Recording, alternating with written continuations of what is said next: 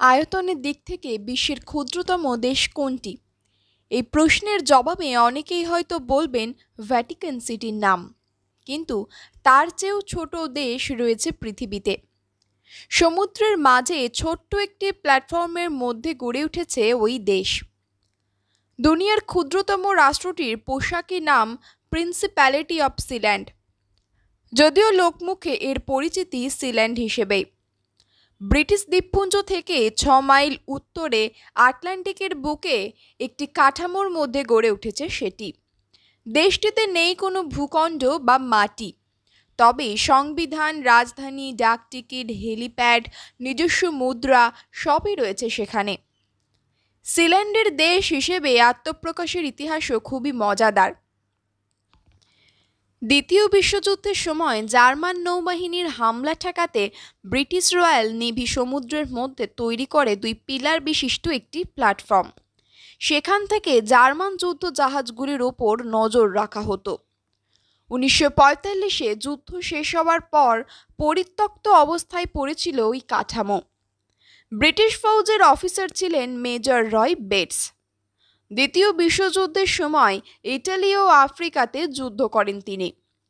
যুদ্ধ থামলে রেডিও সম্প্রচারের ব্যবসা শুরু করতে উদ্যোগী হন মেজর রয়, কিন্তু সরকারের তরফে অনুমতি না মেলায় অবৈধ পথেই ব্যবসা চালু করে দেন তিনি।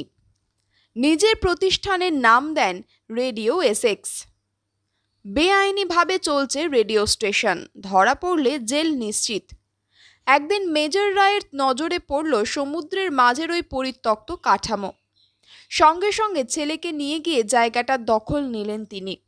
সালটা ছিল 1967 সেপ্টেম্বর। মেজরের এই সুখ অবশ্য বেশি দিন সইল না।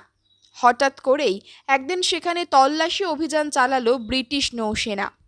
বাজেয়াপ্ত হলো রেডিও স্টেশনের সমস্ত যন্ত্রপাতি। বিপুল টাকা জরিমানা দিতে হলো বেটসকে।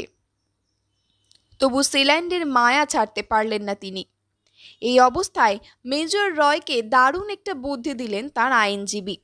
সমুদ্রের মধ্যে ওই কাঠামোটি আন্তর্জাতিক জলসীমায়, ফলে সেখানে কোনো দেশের নৌসেনার নিয়ম খাটবে না। মেজর রয়কে নতুন একটি দেশ তৈরির পরামর্শ দিলেন ওই আইন ব্যবসায়ী। আর এরপর দেরি করেননি প্রাক্তন ওই ব্রিটিশ সেনা অফিসার। 550 বর্গমিটার এলাকাকে দেশ হিসেবে ঘোষণা করে দেন তিনি।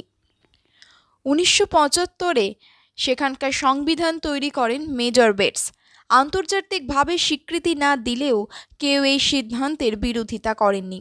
ফলে বিশ্বের ক্ষুদ্রতম দেশ হিসেবে থেকে গিয়েছে সিল্যান্ড। বর্তমানে ওখানকার জনসংখ্যা মাত্র 27 জন। এই ধরনের ভিডিও দেখতে অনুগ্রহ করে চ্যানেলটি সাবস্ক্রাইব করুন এবং ভিডিওটি লাইক এবং শেয়ার করুন।